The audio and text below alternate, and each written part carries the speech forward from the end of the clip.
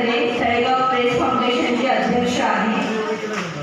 गेली अनेक वर्ष रोटरीच्या माध्यमातून मी गौरी सजावट स्पर्धा आयोजित करत होतो। यावर्षी काही दिवसांपूर्वी गणेशाकडे माझं बोलणं झालं आणि मला सांगितलं की आपल्या माता भगिनींसाठी आपल्याला काहीतरी एखादी स्पर्धा किंवा काहीतरी घ्यायचं आहे। तर त्यांना मी सुचवलं की आपण गौरी सजावट स्पर्धा घेऊयात का। तर माझ्या या सूचनेचं त्यांनी लगेच अनुमोदन दिलं आणि अगदी काही क्षणात ते म्हटले की नाही आपण घेऊयात, गौरी सजावट स्पर्धा आपण घेऊ।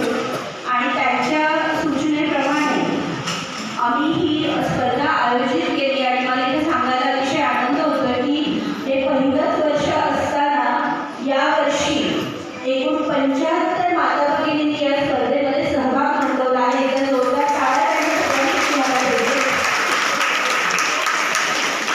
आणि हे व्यासपीठ गणेश मोहनराव काकडे माजी मंडळाध्यक्ष व सिद्धिविनायक कन्स्ट्रक्शनचे सर्व यांनी तुम्हा सगळ्यांना उपलब्ध करून दिलं, त्याबद्दल गणेश काकडे यांचे मी मनापासून आभार मानते।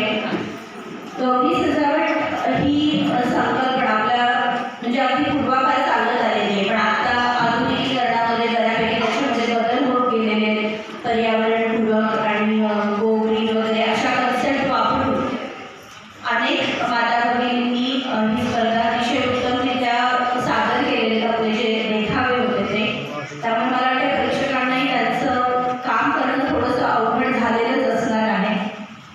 आणि या स्पर्धेसाठी माझ्या तळेगाव दाभाडे प्रेस फाउंडेशनच्या ज्या सदस्यांनी मला मनापासून साथ दिली आणि मला सतत मोटिवेट केलं किंवा मी सांगितलेलं प्रत्येक काम, प्रत्येक गोष्ट, प्रत्येक जबाबदारी त्यांनी दिल्यापैकी त्यांचा नामोल्लेख करणं इथं क्रमप्राप्त आहे।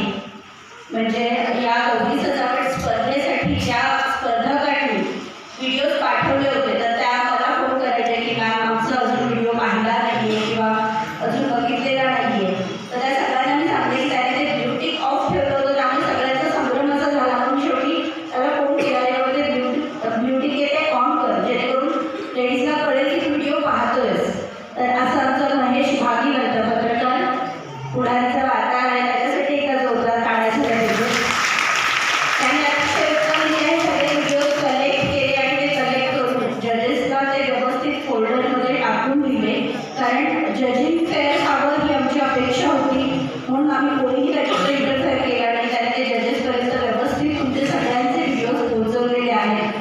त्याचबरोबर या कार्यक्रमासाठी मला ज्यांनी सहकार्य केलं असे आमचे अंकुश दाभाडे सर असतील, सुरेश शिंदे सर असतील, विलास बेंडे यांचं मार्गदर्शन तर नेहमीच असतं, त्याचबरोबर आमचे गाडेकर सर आहेत, रमेश फरकाडे सर आहेत, या सगळ्यांच्या सहकार्यामुळे आणि नंतर माझा सचिव केदार शिरसट याचं सुद्धा मला सहकार्य लाभलं आणि या सगळ्यांच्या सहकार्यामुळे ही स्पर्धा अतिशय उत्तमरित्या संपन्न झालेली आहे। आणि या स्पर्धेचा बक्षीस वितरण सोहळा आज आपण इथं साजरा करतो। या बक्षीस वितरण सोहळ्यासंदर्भात मला थोडंसं सांगायचं आहे। आमचं असं चाललं होतं की आपण एक 12-15 तारखेनंतर बक्षीस वितरण घेऊयात, पण या संदर्भात जेव्हा गणेश काकडेबरोबर माझं बोलणं झालं तेव्हा त्यांनी स्पष्ट सांगितलं की नाही एवढे दिवस नाही, मग त्यांचा उत्साह महिलांचा कमी होईल, स्पर्धा झाल्यानंतर लगेच आपण बक्षीस वितरण घेऊयात। मग लगेच म्हटलं की अगदी 2 दिवसानंतर आजची तारीख म्हणजे आज सुट्टीचा दिवस असतो, मी म्हटलं सर 5 सप्टेंबर चालेल का? हो म्हटले चालेल। मग पुन्हा विषयाला बक्षीस अर्ज, तर बक्षीसं काय घ्यायची?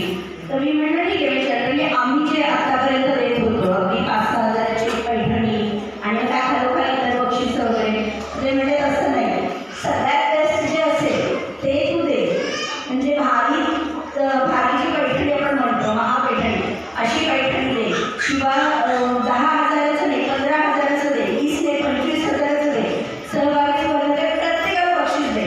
म्हणजे हे उदार दायित्व गणेश काकडेंच्या अंगी आहे आणि त्याचमुळे आपली ही स्पर्धा अतिशय उत्तमरित्या पार पडलेली आहे। आणि मला आशा आहे की जी बक्षिसं आपण इथे देणार आहोत ती बक्षिसं पाहिल्या